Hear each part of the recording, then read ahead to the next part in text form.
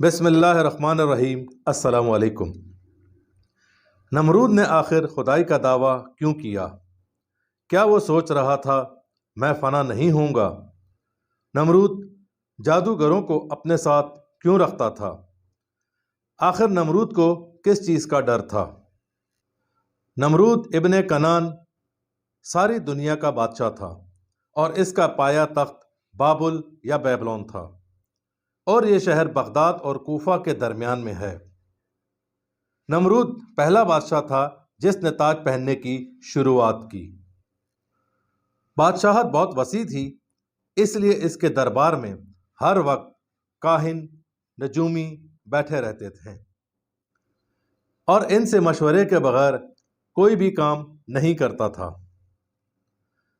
اس وقت نمرود کے پاس تانبے کی ایک بت بنی ہوئی تھی۔ اگر کوئی جاسوس یا چور اس شہر آتا تو وہ بت جلنا شروع ہو جاتا، اس طرح وہ چور پکڑا جاتا۔ نمرود کے دربار میں ایک نکارہ تھا۔ اگر کسی شخص کی کوئی چیز گم ہو جاتی تو درباری اس میں چوب مارتے، نکارہ اس گمی ہوئی چیز کا بتا دیتا۔ ایک آئینے کے ذریعے کسی بھی غائب شخص کا پتہ چل جاتا، یعنی جہاں کہیں بھی وہ شخص ہوتا وہ اس آئینے میں نظر آ جاتا۔ نمرود کے دربار کے دروازے پر ایک درخت ہوتا جس کے سائے میں لوگ بیٹھے رہتے۔ آدمی جوں جوں بڑھتے جاتے درخت کا سایہ بھی پھیلتا جاتا۔ کہتے ہیں کہ 1,00,000 آدمی اس درخت کے سائے تلے آ جاتے۔ ایک ہاؤس تھا جس میں رعایا کے مقدمات کا فیصلہ ہوتا۔ مدعی اور مدعی علیہ باری باری اس حوض میں جاتے۔ جو سچا ہوتا وہ حوض کا پانی اس کے ناف سے نیچے رہتا، اور جو جھوٹا شخص ہوتا اس میں ڈوب جاتا۔ ایک اور خاص بات یہ بھی تھی، اگر جھوٹا شخص شرمندگی سے بچنے کے لیے توبہ کر لیتا تو بچ جاتا۔ نمرود کے پاس جب اتنی ساری جادوئی طاقت آ گئی تو اس نے خدائی کا دعویٰ کر دیا۔ وہ یہ سمجھا میرے جیسا ہے ہی کوئی نہیں، اور یہی نمرود کی سب سے بڑی بھول یا غلطی تھی۔ ویسے بھی جادو شرک ہے اور اس کی سختی سے ممانعت ہے۔ جادو کی پہلی قسم یہ ہے کہ جب ان ماورائی طاقتوں کو اپنے تابع میں کرنے کی کوشش کرتے ہیں تو نظر و نیاز کرنی پڑتی ہے یا بلی وغیرہ چڑھانی پڑتی ہے۔ دوسری قسم جادو کی یہ ہے جنات یا شیاطین کو تابع کر لیا جائے، یعنی چلے کے ذریعے موکل کو قابو میں کیا جائے اور اپنی ضروریات کے مطابق شیاطین سے کام لیا جائے، اور یہ رواج آج کے دور میں بھی جاری ہے جو کہ شرک ہے۔ مردہ انسانوں کی روحوں کو منتر وغیرہ سے قبضے میں کیا جائے۔ نظر بندی، اس کے ذریعے انسان کے خیالات اور حواس کو خراب کر دیا جاتا ہے، یعنی اسے کچھ سمجھ نہیں آتا۔ اسے نظر بندی یا ہیپناٹائزم کہتے ہیں۔ نظر بندی اس زمانے میں بہت عام تھی اور آج بھی ہے۔ اگر آپ دیکھیں ایسے لوگ ملیں گے جو مٹی کو روپیہ بنا دیتے ہیں، الائچی کو کاغذ بنا دیتے ہیں۔ اگر ایسا ہوتا تو یہ لوگ لوٹنے کے لیے گلیوں گلیوں میں کیوں پھرتے؟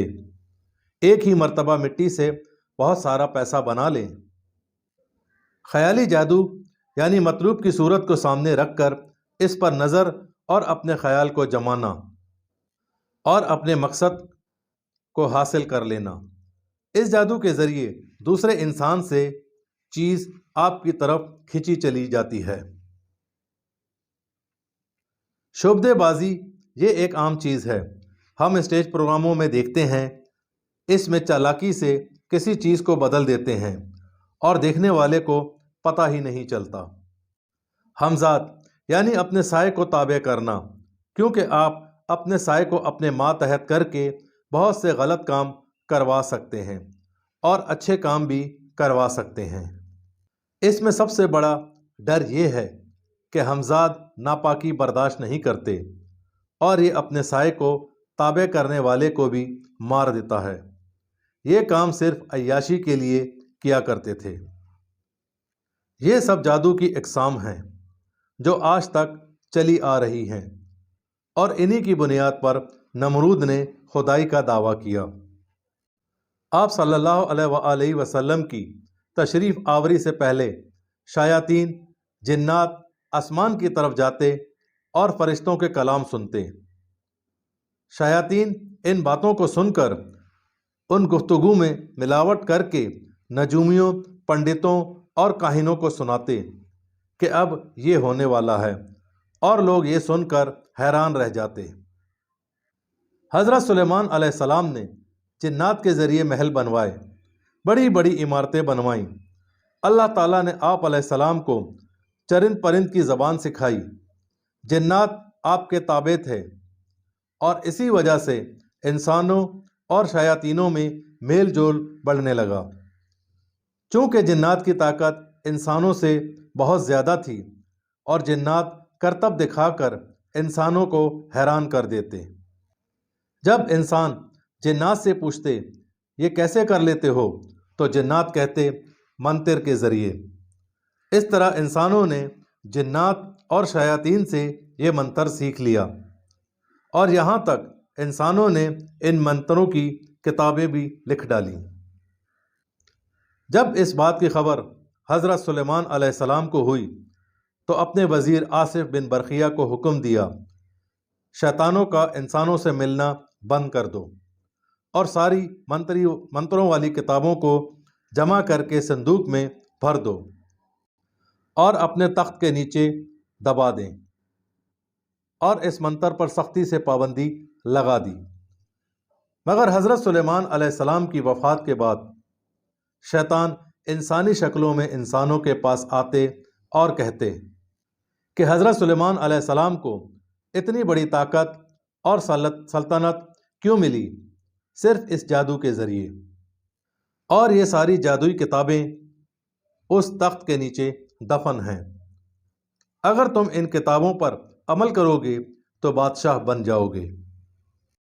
اس طرح یہودیوں نے وہ کتابیں نکالیں اور جنتر منتروں پر عمل کرنا شروع کر دیا، کیونکہ ان منتروں میں بت پرستی کی شرائط تھیں۔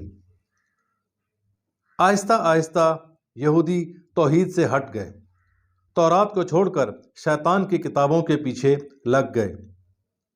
یہودی یہ سمجھ بیٹھے کہ حضرت سلیمان علیہ السلام کی بادشاہت اسی جادو کی وجہ سے قائم تھی، اور یہ سلسلہ آپ صلی اللہ علیہ وآلہ وسلم کے زمانے تک جاری رہا، جبکہ حضرت سلیمان علیہ السلام کو ایسی بادشاہت ان کی دعا کی وجہ سے دی گئی کہ مجھے ایسی بادشاہت عطا کی جائے جو اس سے پہلے نہ کسی کو ملی ہو اور نہ بعد میں ملے۔